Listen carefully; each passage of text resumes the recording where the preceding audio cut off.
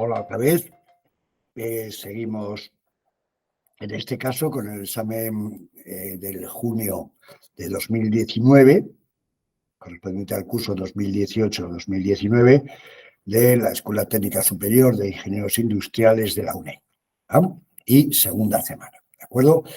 Bueno, entonces, es un problema que trata de la inducción magnética y de la producción de campos eléctricos y de voltajes por campos magnéticos variables y bueno, podría haber sido igual más fácil, en el sentido de que hay tres casos claros que tenéis en los apuntes que ponemos a vuestra disposición, en donde hay tres casos claros, en donde variando beta o variando la superficie o variando el ángulo se obtiene una fuerza electromotriz clara.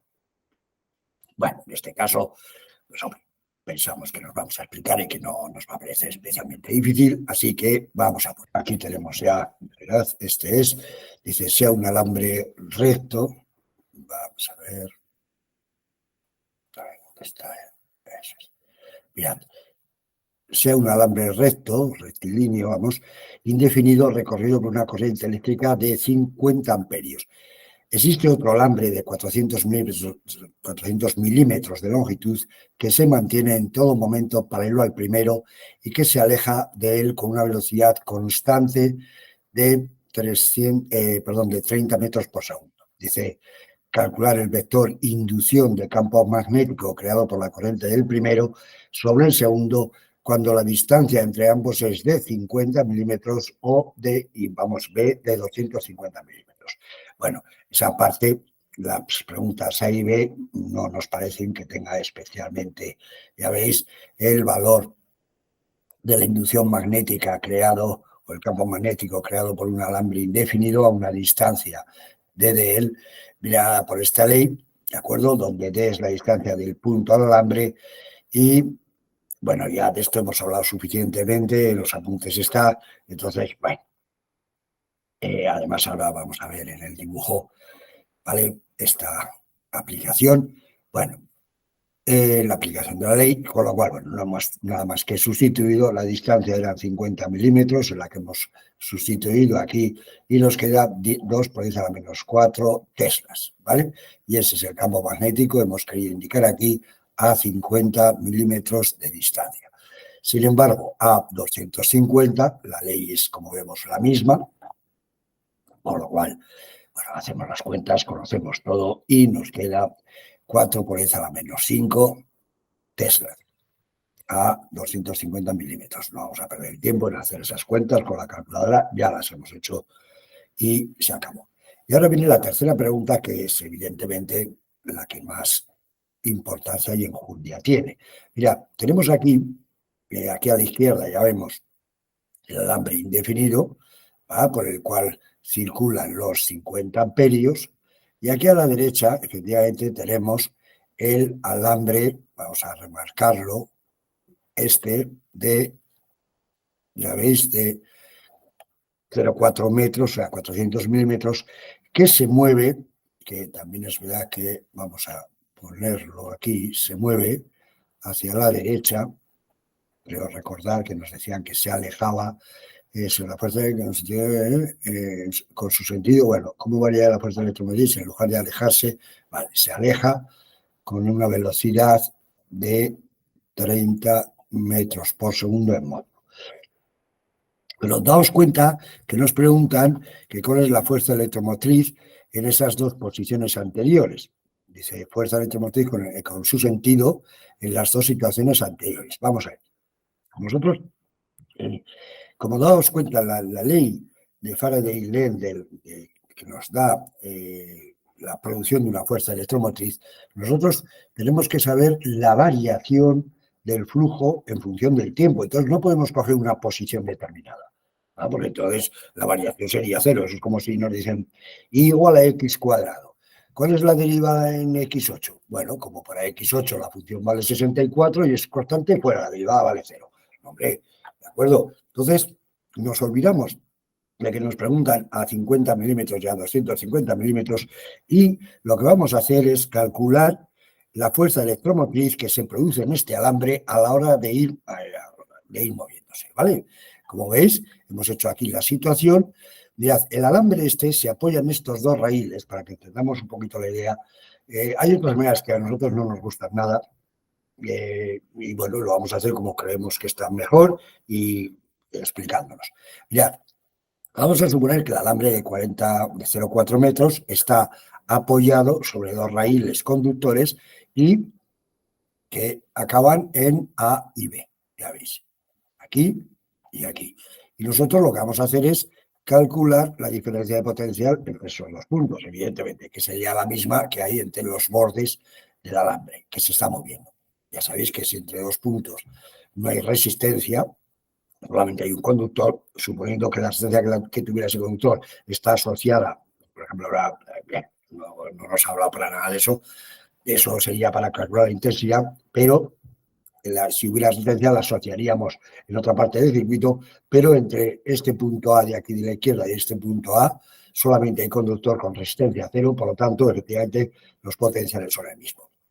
Bueno, entonces, ya sabéis que realmente la producción de la fuerza electromotriz se produce por la variación del flujo magnético. ¿Qué vamos a hacer entonces? Mirad, vamos a calcular el flujo magnético. El alambre está en esa posición ahora, ¿vale? Se mueve con una velocidad de 30 metros por segundo, pero está en una posición cualquiera. Ya veis que el alambre está en una posición determinada por X final. Los bornes A y B están en una X inicial, ¿vale?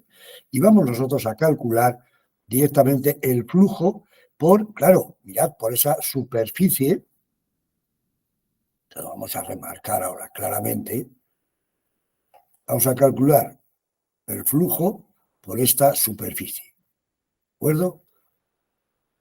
Esa superficie roja que empieza aquí a la izquierda en A y B y acaba aquí a la derecha en A y B. Hombre, vamos a llamar A sub 1, B sub 1, perdón, lo que queremos decir es que los potenciales son iguales, no que los puntos sean los mismos, claro. Bueno, ya que lo he dicho, aunque esto no tiene más, esto no tiene importancia. Y aquí lo mismo, bueno. Vamos a ver. ¿Cuál es el flujo por ese rectángulo AB, A1, B1? ¿Qué ocurre? Que claro, el campo magnético creado por el conductor de la izquierda depende de la distancia X. Entonces, pues yo creo que hemos hecho la técnica que espero que nos gustaría que os empiece ya a sonar. Hemos cogido una distancia X determinada, ya veis, aquí. Esto sería diferencial de X, entonces hemos cogido este rectangulito, ¿por qué? Porque en ese rectangulito, evidentemente, el campo magnético podemos decir que es una constante, o sea, es constante, evidentemente, y tiene este valor, mu sub 0 por la intensidad que es 50 a partir del 2πx, ¿de acuerdo? Como el campo magnético, entonces ese rectangulito muy estrecho de grosor diferencial de X tiene ese valor, el diferencial del flujo, claro, que es no porque el campo sea infinitesimal, no, sino porque lo que es infinitesimal es la superficie. El diferencial de flujo sería, como veis, lo que vale el campo, mu sub 0, 50 a partir de 2πx, por la superficie de ese rectangulito muy fino, pero de cuya altura sí que sabemos que es 0,4 y anchura diferencial de X. Por lo tanto, ya veis, para calcular el flujo en ese rectángulo rojo, A, B, A1, B1, lo que hacemos es integrar esta expresión desde que la X vale X sub 0, como veis, desde el principio, desde aquí, hasta que la X vale X final hasta aquí. Con lo cual, hacemos esa operación y nos queda esta expresión. ¿Vale? Que vamos a remarcar con una línea porque es una expresión fundamental. ¿Vale? De acuerdo. Entonces, ahora, mirad, ¿qué nos dice? Que calculemos la fuerza electromotriz en esas dos situaciones. Bueno, vamos a calcular la fuerza electromotriz en cualquier situación, hombre, claramente. Entonces, mirad, ¿a qué es igual la fuerza electromotriz, como sabemos? A menos la derivada del flujo respecto del tiempo. Derivamos esto, ya veis, me queda menos 4 por 10 a la menos 6 por la derivada del logaritmo de X final, porque la derivada del logaritmo de X inicial es 0. X inicial es donde hemos puesto los bornes para coger la corriente eléctrica, pero son absolutamente arbitrarios y su derivada es 0, son constantes. Con lo cual, ya veis, me queda la derivada del logaritmo de x final sí que está variando, por supuesto, es un partido de x final, por la derivada de x final respecto del tiempo, que es justamente la velocidad. Con lo cual, aquí tenemos ya veis, la expresión que nos dice cuál es la fuerza electromotriz en cada situación. Entonces, la fuerza electromotriz a 50 milímetros sería menos 4 por 10 a la menos 6, la velocidad que era 30 partido de la posición final, que son 50 milímetros, 50 por 10 a la menos 3. ¿Vale? Voltios. El menos lo dejamos, ¿eh? Ahora vamos a ver cuál es el sentido de la intensidad y vamos a saber que eso sería con un poquito más de enjundia, cuál es el potencial mayor y el potencial menor, por si tuviéramos que hacer un ejercicio de circuito, ¿vale? Vamos a ver que ya está el grillo. Si queremos seguir la llamada, eso es. Vale, entonces esto sería en voltios, ¿de acuerdo? Sería, pues hombre, tampoco vamos a perder el tiempo. Eso se coge la calculadora y se acabó, los ceros y los ceros se me van. Me queda menos 12 quintos por 10 a la 3, a la menos 3, ¿vale? Pero bueno, y ahora la fuerza electromotriz a los 250 milímetros, como veis, efectivamente sí que depende de la velocidad, que es una constante, pero evidentemente también depende de la posición. Por eso me lo han preguntado en estas dos posiciones. 250 por 10 a la menos 3 voltios. ¿De acuerdo? De aquí tendríamos la fuerza electromotriz en esas dos situaciones. ¿Cuál sería la dirección? Claro. Mirad, creemos, hay muchas maneras, pero a nosotros nos gusta, vamos a ver, nos gusta, quiero decir, yo creo que nos parece más intuitiva la que, fijaos, la corriente inducida se opone, como sabéis, siempre a la causa que la produce. Pues si no sea un rollo, o sea, si encima esta varilla se mueve sola y encima me produce corriente eléctrica, pues bueno, nos tomamos a la Bartola y ya tenemos corriente eléctrica y motores en uno, ¿vale? Un generador y un motor en uno, no es verdad. Entonces, mirad, cuando tengamos que distinguir entre dos direcciones, claramente, vamos a ver, jolín, perdón, quita de aquí, hombre. Cuando tengamos que, cansos son, ¿verdad? Distinguir entre dos direcciones, mirad, vamos a verlo aquí. Mirad, vamos a ver. Vamos a ver. Sentido de I.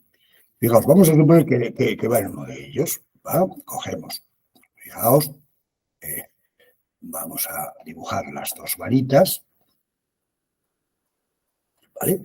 Y aquí tenemos a la vara que se está moviendo, que tiene esa velocidad de los 30 metros por segundo. ¿De acuerdo?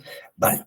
Entonces, vamos a ver. El campo magnético que crea el cable de la izquierda indefinido al ser hacia arriba, pues hombre, ya supongo que estamos hartos de saber en esta posición, que es hacia adentro, perpendicular a la pizarra,